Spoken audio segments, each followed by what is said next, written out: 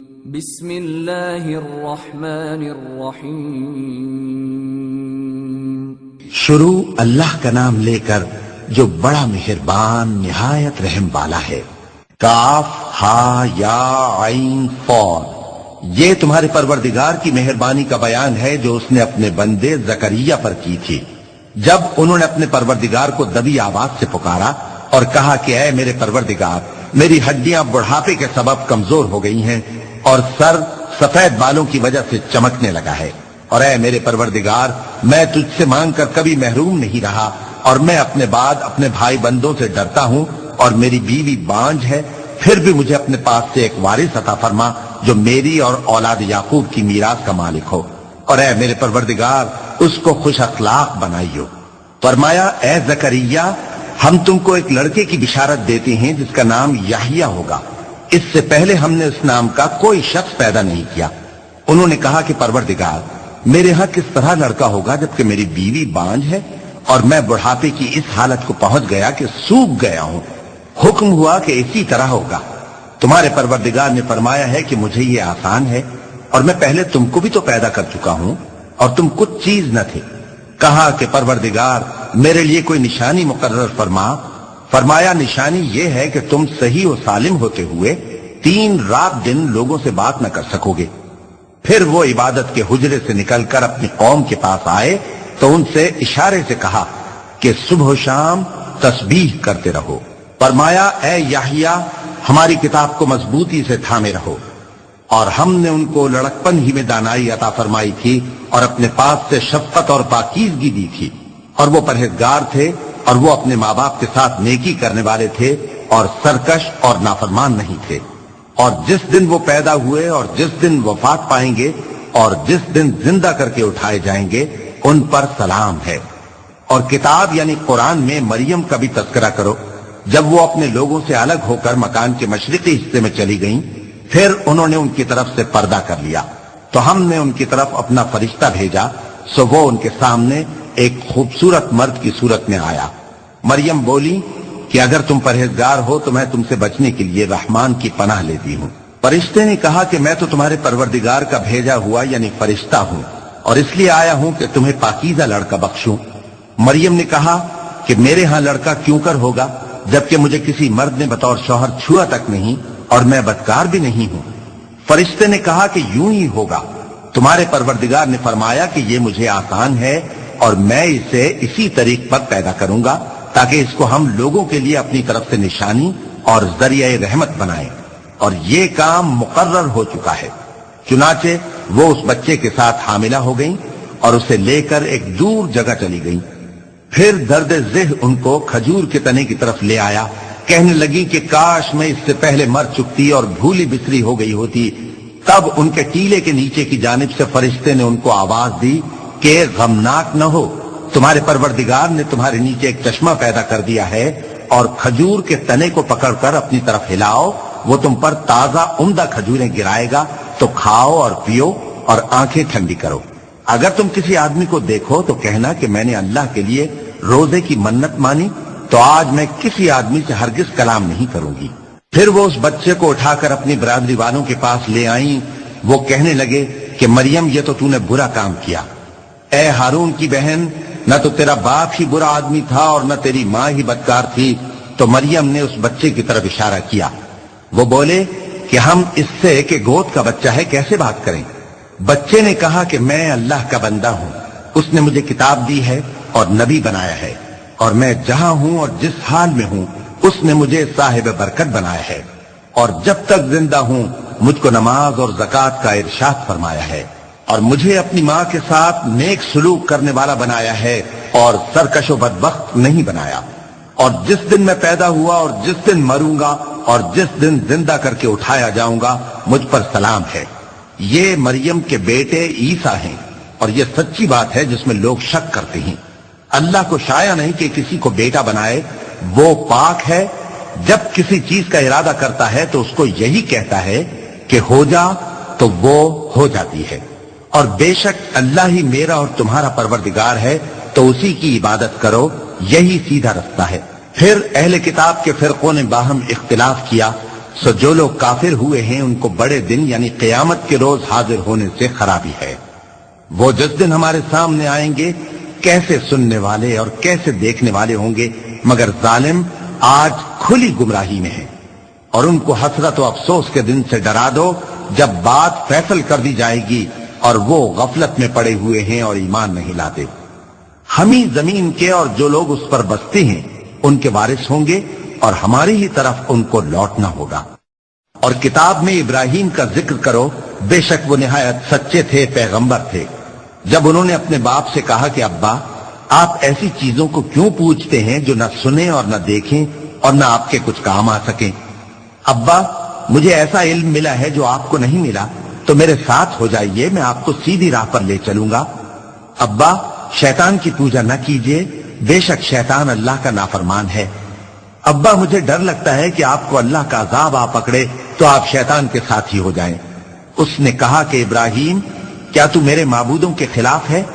اگر تو باز نہ آئے گا تو میں تجھے سنسار کر دوں گا اور تو ہمیشہ کے لیے مجھ سے دور ہو جا۔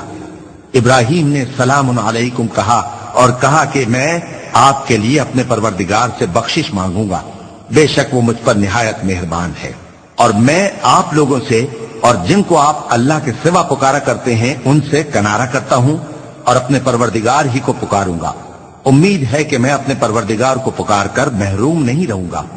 اور جب ابراہیم ان لوگوں سے اور جن کی وہ اللہ کے سوا پرستش کرتے تھے الگ ہو گئے تو ہم نے ان کو اسحاق اور اسحاق کو یعقوب بخشے اور ہر ایک کو پیغمبر بنایا، اور ہم نے ان کو اپنی رحمت سے بہت سی چیزیں عنایت کی اور ان کا ذکر جمیل بلند کیا۔ اور کتاب میں موسیٰ کا بھی ذکر کرو، بے شک وہ ہمارے برگزیدہ تھے اور رسول تھے، نبی تھے، اور ہم نے ان کو طور کی داہنی طرف سے پکارا اور باتیں کرنے کے لیے نزدیک بلایا، اور اپنی مہربانی سے ان کو ان کا بھائی ہارون پیغمبر بنا کر عطا کیا۔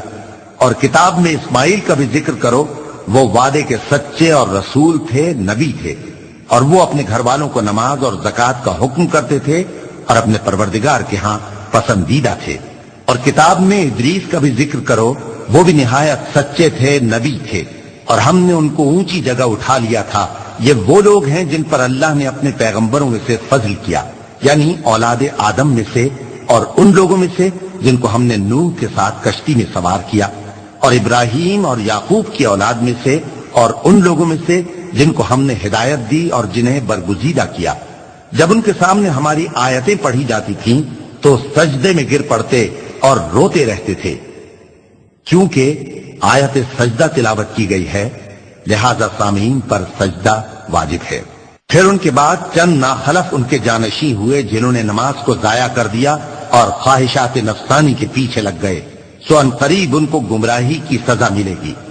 ہاں جس نے توبہ کی اور ایمان لایا اور عمل نیک کیے تو ایسے لوگ بہشت میں داخل ہوں گے اور ان کا ذرا نقصان نہ کیا جائے گا، یعنی ہمیشہ کی بہشتوں میں جس کا اللہ نے اپنے بندوں سے وعدہ کیا ہے کہ جو ان کی آنکھوں سے پوشیدہ ہے۔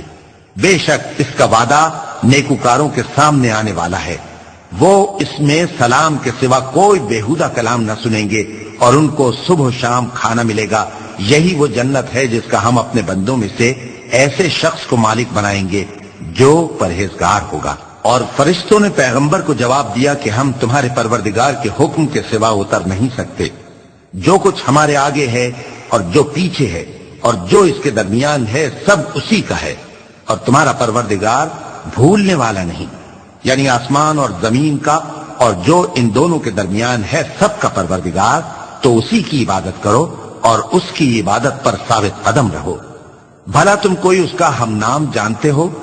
اور کافر انسان کہتا ہے کہ جب میں مر جاؤں گا تو کیا زندہ کر کے نکالا جاؤں گا؟ کیا ایسا انسان یاد نہیں کرتا کہ ہم نے اس کو پہلے بھی تو پیدا کیا تھا جبکہ وہ کچھ بھی چیز نہ تھا؟